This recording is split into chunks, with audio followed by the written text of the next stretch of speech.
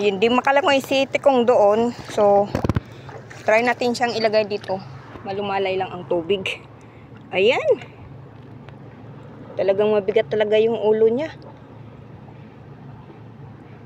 Ay, naku. Hindi ka na talaga makasurvive. Mali kasi yung paglangoy mo. Ay, papabilib ka pa. Hindi kasi ganyan ang paglangoy. Tuturuan pa ba kita? Naka-life jacket nga ako. Ako pa yung magturo sa iyo. Yan, sige. Kayanin mo. Hindi kasi ganyan. Marunong. Hindi ka marunong maglangoy kasi. Ayan. Ayan na. Ay, nalubo na siya. Nalubo na siya, guys.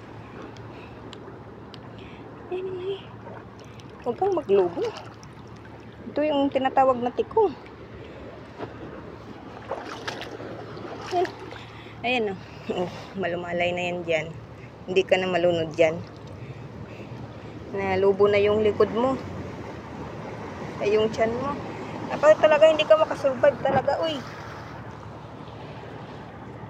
Sayang. Sige, kaya mo yan. Ayan na siya. Palalim na. Sige. Ito mo lang yan, Tikong. Layo mo na, Winan. Sundin ka na sa gilid. Hindi na kita mapuntahan dyan. Pati ko. Madulas dito.